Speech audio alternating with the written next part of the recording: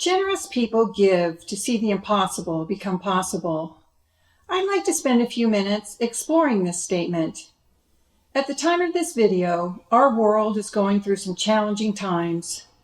The pandemic has taken many by surprise, and we don't know how to respond. Feelings of fear and anxiety abound. Schedules and routines are thrown way out of whack. The things that we take for granted, like sitting down and eating at a restaurant, or having Easter dinner with your family, or going to church, aren't able to happen. Sure, we've adapted for the most part. Zoom meetings and gatherings have become the norm. My parents, who are 86 and 90, joined church on Zoom. Who would have thought? Perspectives change, priorities shift, and some things even seem impossible to overcome. I'm reminded of the story in the 6th chapter of John. Actually, it appears in all the Gospels about the loaves and fishes. We often use this story when speaking of miracles that Jesus performed, but it's also a story of sharing generously. As the story is recounted in John, a boy offers his lunch of fish and bread to the disciples who were tasked with feeding a very large amount of people who had gathered to listen to Jesus.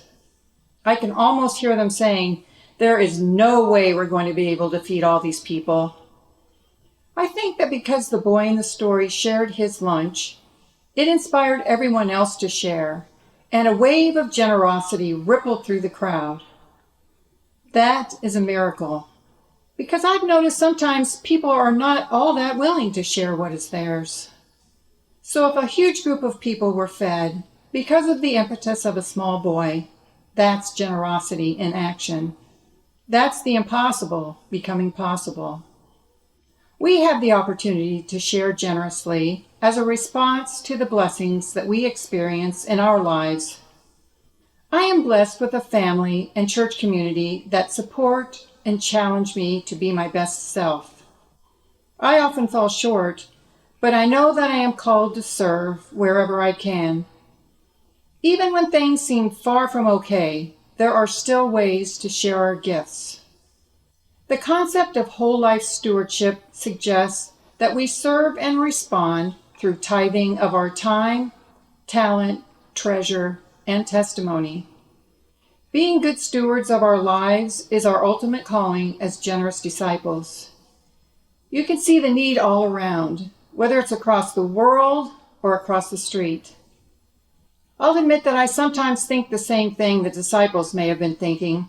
There's no way we're going to fix this. But think of the things you can do. Giving your resources through tithing or e-tithing, volunteering for so many worthy organizations, visiting each other, sharing your story, and the list goes on. Doctrine and Covenants 162, 7c reminds us that stewardship and discipleship cannot be divided and are dependent upon each other. As you think about what your response will be, remember how a young boy started a ripple that fed 5,000.